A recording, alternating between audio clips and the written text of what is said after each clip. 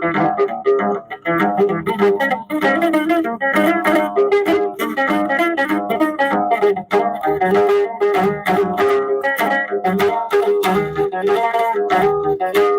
េះតាចង់កំដរចៅរតនៈស្រីពៅព្រមទាំងសណ្ដាត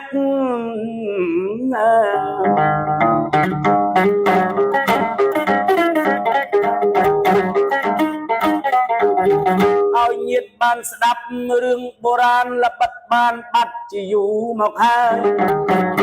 បាត់ដីរឿងច្រើនណាស់មិនសូវប្រទះគេនិទានឡើយ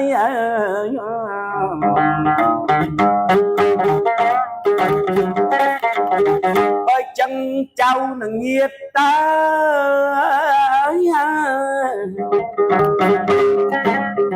មិនឲ្យបាត់ឡើយព្រោះខ្ញុំពេញចិត្តខ្ញុំចង់លើករឿងព្រេងបុរាណដែលធ្លាប់បានស្ដាប់ហើយអាណិតកំណើតសត្វកូនលោកជារឿងព្រេងពិតមិនមែនរឿងពិតប្រឌិតទីផ្សំប៉ុន្តែខ្ញុំចាប់អារម្មណ៍ពី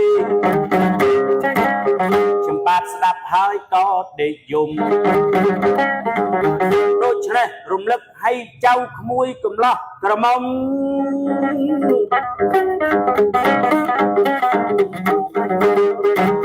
ស្ដាប់រឿងព្រេងដែលខ្ញុំ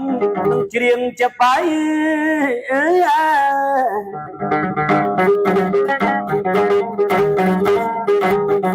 នេះជា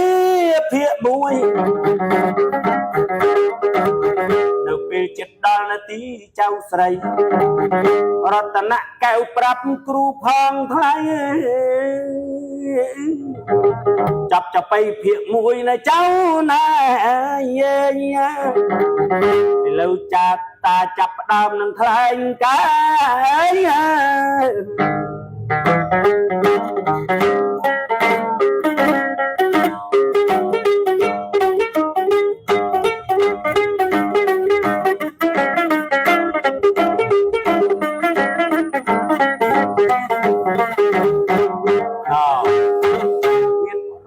ស្ត្រីពីរនាក់ជានាងជាប្តីប្រពន្ធណា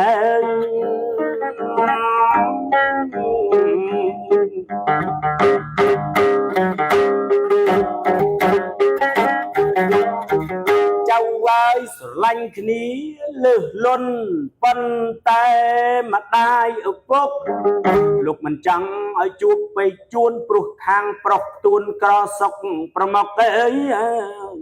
ខាងប្រុសនោះក្រពេក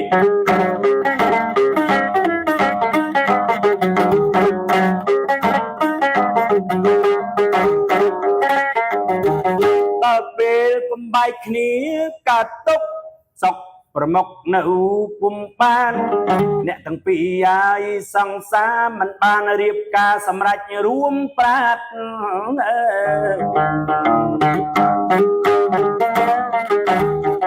រត់ចេញពីផ្ទះឆ្ងាយមេតាបិតាថ្កើងថ្កាព្រមរស់រួមប្រាណជាប្តីប្រពន្ធបើនៅមេតាបិតាហាមឃាត់មិនអោយជួបប្រកាសលន់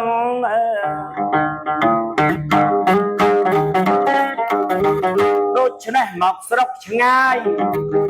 រួមរស់ជាប្តីប្រពន្ធ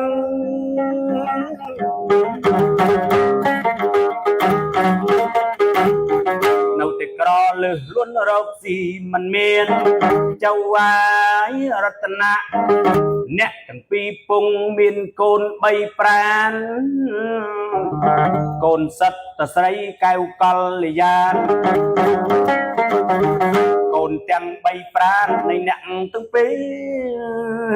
រមករស់ហើយនៅស្រុកផ្សេងខ្លួនឯងក្មេង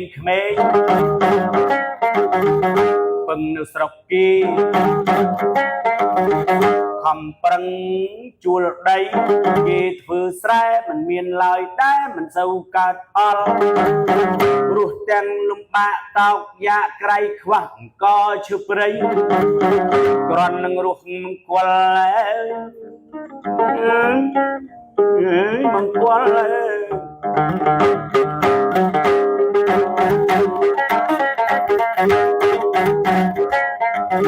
ចំណែកកូន3ប្រានឆោមនិមលឆោមយល់កាន់តែធំកាយាសម័យថ្ងៃមួយប្រពន្ធធ្លាក់ខ្លួនឈឺកើតជំងឺនោះមិនដឹងយ៉ាងណាខ្លួនខ្វះទ្រព្យផងនឹងមើលភរិយាខ្ចីគេឯងគ្នាគ្រាន់ព្យាបាលប្រពន្ធខ្ចីប្រាក់គេបានខ្លះរូតរះប្រញាប់ទៅរកនិមន្តគ្រូមកឲ្យជួយមើលប្រពន្ធប៉ុន្តែគ្រូនោះនៅស្រុកឆ្ងាយពេកប្រពន្ធចាប់ផ្ដើមឈឺមិនដឹងជំងឺអ្វីគិតទៅពីធ្ងោស្រែកប្តីចេញទៅរកមេឃងឹតពេក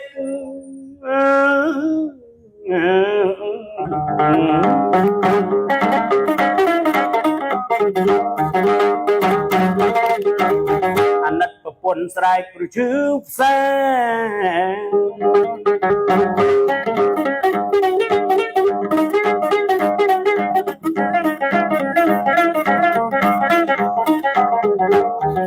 ប្តីចេញចោលទៅរកដីគ្រូតស៊ូមកព្យាបាលភរិយាស៊ីបាយបបរមិនគ្រប់ឡើយណា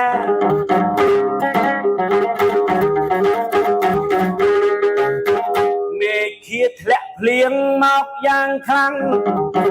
ចំណែកបរោះជាប្តីបរោះក្រក្រៃស្គាំស្គមស្លេកស្លាំងមេឃធ្លាក់នៃភ្លៀងមកយ៉ាងខ្លាំងរលះរលាំងចូលទៅជ្រកនៅឯដំបូកទីមួយរងាកើតព្រួយខ្យល់ព្យុះមកខ្យល់កោទាំងខ្លួនឯងជីវិតនរឡោកនោះ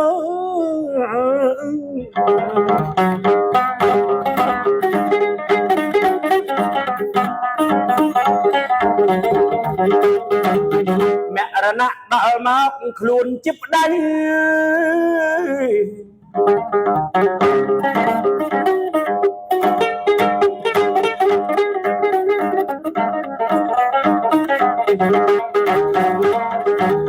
ខ្យល់កោដួលស្លាប់នឹងដំបូកងា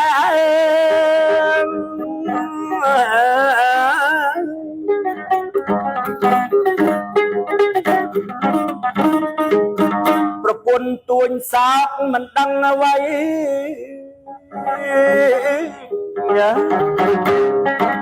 ទទួលរងជំងឺក្នុងពេលរាត្រីពេញមួយយប់អីប្តីទៅណាឲ្យប្តីទៅរកគ្រូមកព្យាបាលបណ្ដាលអ្វីបាត់ប្តីជីវ៉ា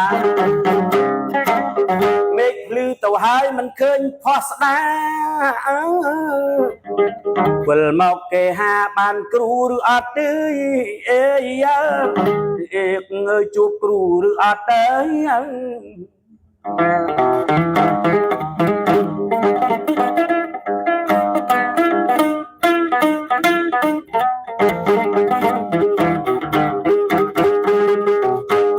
នាងនួតជាប្រពន្ធ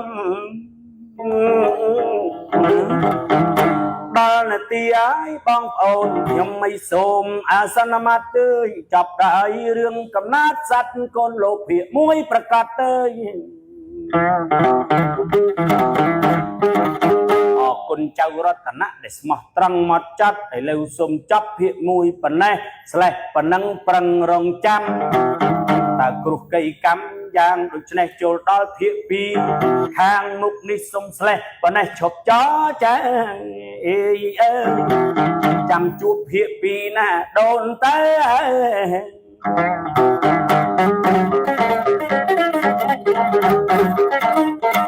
Thank you.